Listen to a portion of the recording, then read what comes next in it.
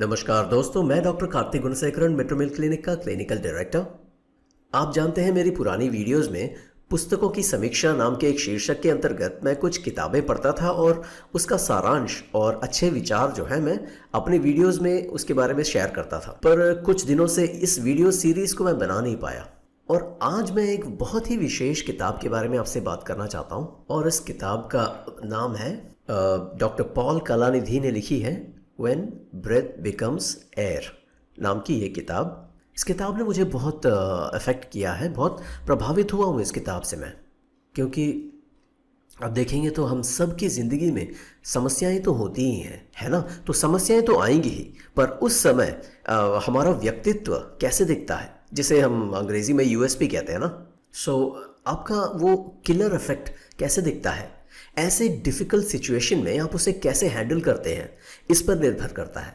देखिए, सभी अपनी दौड़ में हैं और सभी नीचे भी गिरते हैं, पर कौन कितनी जल्दी उठता है, उठ के वापस चलता है, वापस दौड़ने लगता है, इस पर निर्भर करता है। और ऐसे ही विचार इस किताब में है when breath becomes air. Doctor Paul Kalanithi जो एक न्यूरोसर्जन थे, ओके, और अपनी ही कहानी बहुत ही उम्दा तरीके से उन्होंने लिखी है। और उनके आखिरी समय में इन्होंने ये किताब लिखी थी।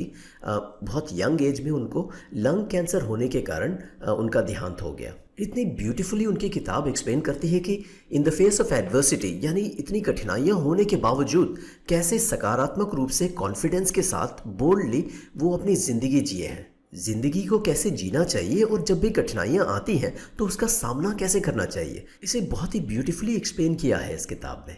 तो हम सबको ये समझ लेना चाहिए। ये मेरा पर्सनल ओपिनियन है।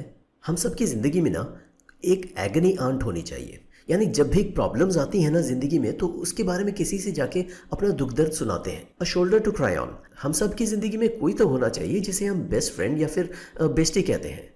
अब मेरी ज़िंदगी में अब देखेंगे तो समस्याएं तो होती हैं, और उस समय मैं एक या दो लोग ऐसे हैं जिससे मैं अपनी समस्याओं को शेयर कर सकता हूं। और उनसे बात करते समय जब उनकी समस्याएं भी सुनता हूं तो मेरी समस्याएं बहुत सामान्य लगने लगती हैं। अभी रिसेंटली हॉस्पिटल में एक पेशेंट को मैं मिला, और ये पेशेंट जो हैं, इनके पाँव जो हैं, मतलब हाथ और पाँव दोनों ठीक से काम नहीं कर रहे थे, और उनके हाथों में बिल्कुल मसल स्ट्रेंथ था ही नहीं, और पर अच्छे पोजीशन में थे वो, अच्छे पोजीशन में थे। और वो जानना चाहते थे कि डॉक्टर क्या मैं शादी कर सकता हूँ। और उस समय तक जो है मैं सीवियर बैक पेन में बैठा था। देखिए, मुझे ज़िंदगी में 2-3 बार जो है स्लिप डिस्क हुआ है, और हॉस्पिटल में कई पेशेंट्स को देखता हूँ जो स्लिप डिस्क के साथ आते हैं और पूछते हैं कि डॉक्टर क्या मैं सेक्स कर सकता हूँ।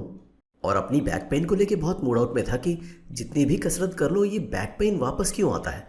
और ये नकारात्मक विचार एकदम से बदल गए जब ये पेशेंट आके मुझसे मिले। मतलब ऐसी स्थिति में भी वो इतने पॉजिटिव थे। वो काम में जा पा रहे हैं, अच्छी पोजीशन में काम करते हैं, शादी करना चाहते हैं, और अपनी फ्यूचर की बढ़िया प्लानिंग की है। तो उनकी प्रॉब्लम के सामने मेरी समस्याएं तो कुछ है ही नहीं।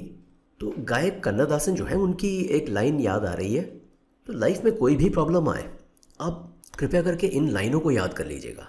पुरानी फिल्म का गाना है, बहुत अच्छी लाइनें हैं, beautiful lines, okay.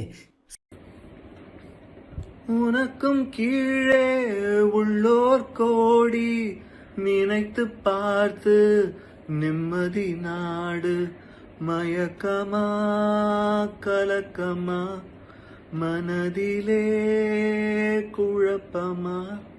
Beautiful lines. So life में जब भी प्रॉब्लम्स आए, आप उन लोगों को देखिए जिनकी जिंदगी में आपसे ज्यादा प्रॉब्लम्स हैं, और ये सोचिए कि वो उसका सामना कैसे करते होंगे, कैसे अपनी जिंदगी जी रहे हैं। और इसे समझने के लिए इससे बढ़िया किताब आपको नहीं मिलेगी, व्हेन ब्रेथ बिकम्स एयर। कृपया करके इसे जरूर पढ़ें, और अगर हिंदी या तमिल अनुवाद है तो उसे भी पढ़ सकते। कई पुरुष अपनी समस्याओं को लेके आते हैं। आपको बस ये याद रखना है कि इस दुनिया में कहीं ना कहीं कोई ना कोई आपसे बड़ी समस्या का बहुत धैर्य के साथ सामना कर रहा है और अपनी जिंदगी संतुष्टि के साथ जी रहा है। बहुत सारे पुरुष फोन करते हैं और बोलते हैं कि डॉक्टर मेरी शादी होने वाली है, मेरा लिंग छोटा है, मेरी ये समस्या है, वो समस्या है।